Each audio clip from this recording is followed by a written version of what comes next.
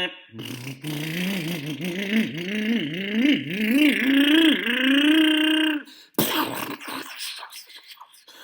hat!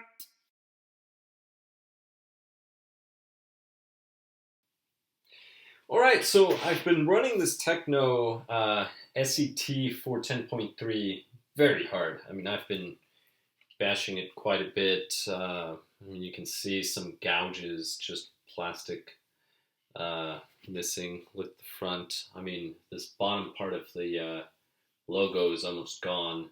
But I mean, there's some impact marks here everywhere.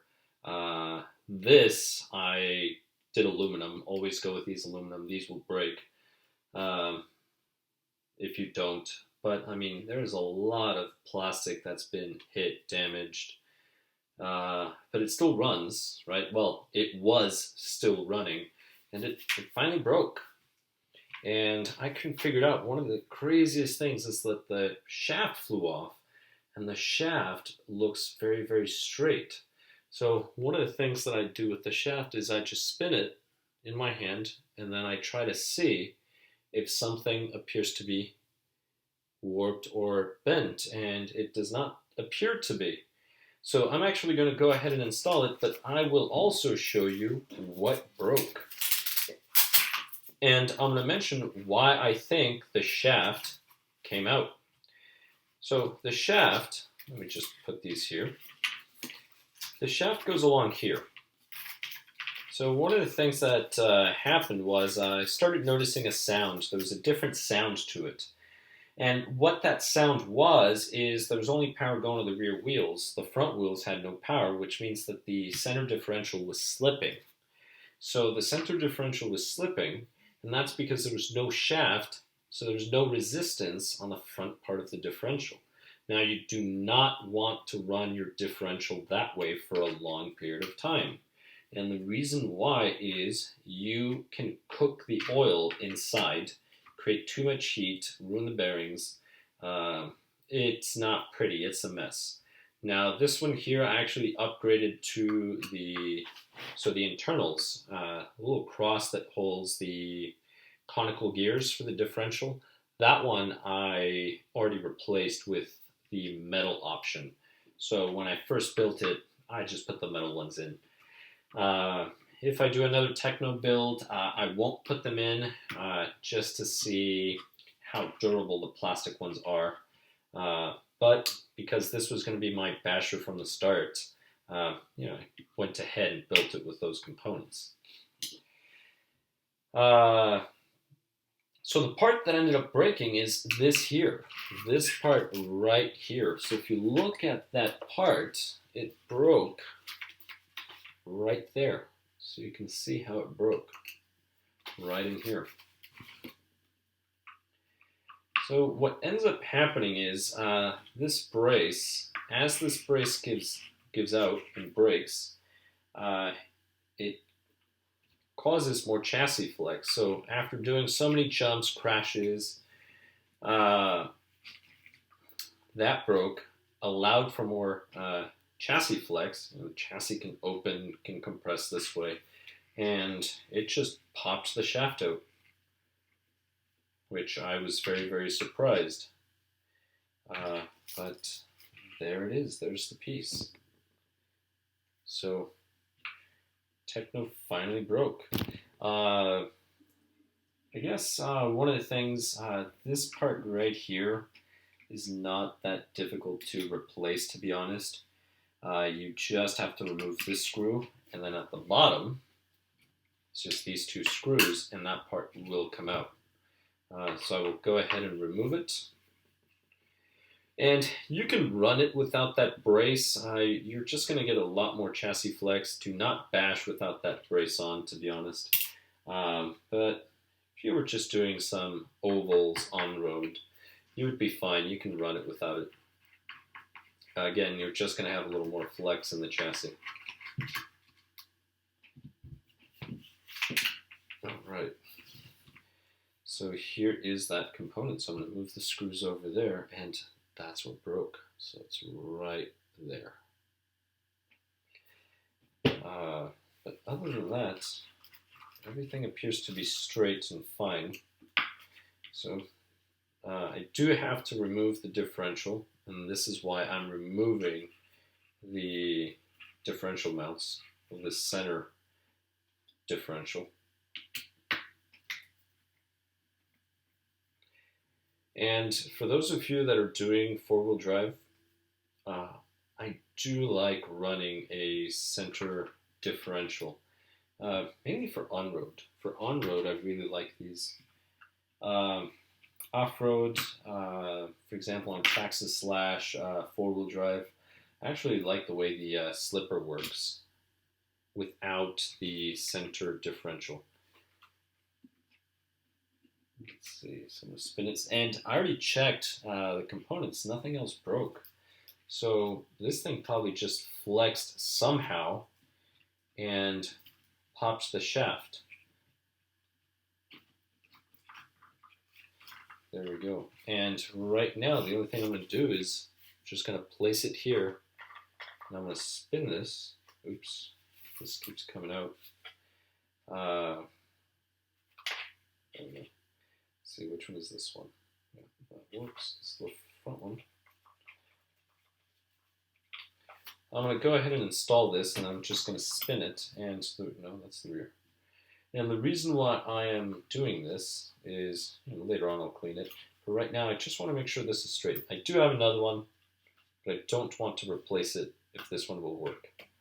If this is bent completely, you really want to replace it because at high speeds, it will make your truck jump sporadically. It will be uncontrollable.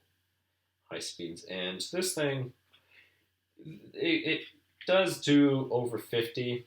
I have to do some modifications to the body to make it go over 54 miles per hour. Just because of aerodynamics, that's the biggest challenge with short course, because the body is a huge parachute. And I'm not the only one that says that, or that has said that. Actually, let me double check these. So your truck will start start to lift, so there'll be less weight on your tires. Because there's less weight on your tires, it'll want to bounce a little more. And then as it bounces a little more, if this is not straight, it'll be like a rope, like you're jumping a rope. And it'll just start making your truck bounce left, right, and the next thing you know, you flip, you break something. Actually, one time, I haven't been able to clock the max speed for that reason. So after I modified the body, also I'm running droop. So you want to get rid of the droop when you're doing speed runs on road.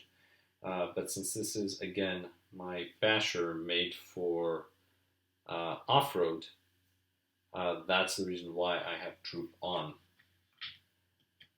so that I can absorb the impacts, a little more travel. But if you're just going to do on-road, get rid of all the droop. It'll be better, make it more aerodynamic, that's one thing. The other thing too, the truck's not going to lift as much, because as it starts lifting because of aerodynamics, the springs are going to lift your truck even more, which makes it less stable. So that's the reason why I haven't been able to do more than 55 miles per hour, because I can't go full power without the truck wanting to lift and fly. Let's see. Yeah, the shaft looks fine. So I'm going to leave the shaft there. The shaft looks fine. So other than that, it looks like it was just this piece. I'm still intrigued as to how this thing fell out. I mean, this must have flexed an incredible amount. I mean, the chassis looks fine. Anyway, we will keep running this and bashing it, and we'll keep you posted. But other than that, just need to go to my local shop and pick one of these braces up. Hopefully there's one in stock. But that's it. That's what happened. Thank you so much for watching. Oh, one little side note.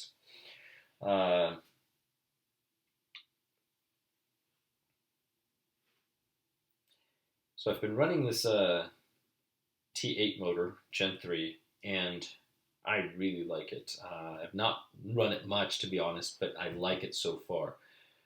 This is and the RX8 Gen 3 ESC. I mean, usually it takes a few hours to start liking a system, but I'm comparing it to what has been on here before. And the systems that have been in this truck have performed well, but this one, I'm actually running a 23 pinion, so I was able to put a 23 pinion here. I don't know if it's the way the motor seats, but it meshes well. With another motor, I couldn't really, the mesh was too tight, and I can't figure out what the difference is. Maybe it's the way the motor mounts the two holes. There's a slight difference between there. Because the sizes, I did do a size comparison between this motor and the old Castle that was in it. Maybe doing something wrong. But this motor runs very cool. And one of the things that I'm very surprised is this motor is very easy to turn, which is something that when I unboxed it, I was surprised how easy it is to turn this motor. And I don't know why. The Castle motor has a lot more resistance. Then again, it's much lower kV, so maybe that's why the magnets that it uses versus this one for the kV. But this motor has plenty of torque to get this truck up and going. I mean, it accelerates really fast. It's a very powerful motor. If you want to bash, do speed runs, this is a great motor to use.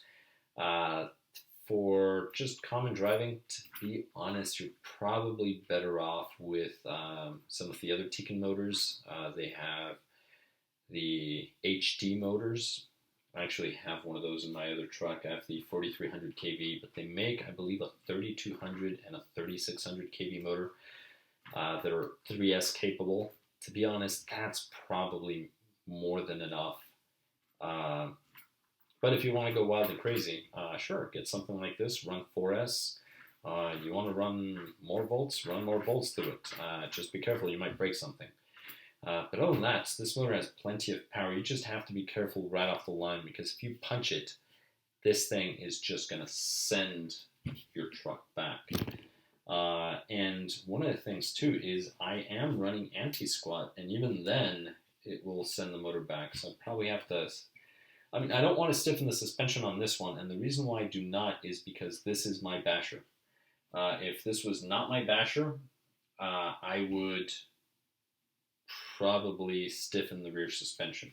But one of the ways you can tell it's my basher is that I am running the shocks on the inside and on the very top, so they are as straight as possible. And I have plenty of droop on here. It's actually the same camera, makes it look kind of uneven. But this is why, if you saw my other truck, the carpet truck, which maybe you have in a different video, I mean, there's no droop on that other one. So the other one actually has a better setup, I think, if I want to do speed runs. But maybe if I do some more speed runs, I'll cut a giant hole in the back of the short course body, and then I'll just get rid of the droop and see what happens. But other than that, this system, the runs that I did, I actually enjoyed it, and it was very, very cool. Much cooler than the new Castle motor. Just something that shocked me. I'll be surprised. I was not expecting it. But other than that, so far, I'm liking this a lot. But then again, keep in mind that in order to give or be able to judge an electronic system, truly, you have to have run it for, I would say, a few hours. And I'm not saying a few hours consistently. Let's just say you're racing, you're going to run a few races, and eventually you're going to end up putting hours in that system of just practice time and runtime. But so far, so good on this system here. It's very smooth, easy to control.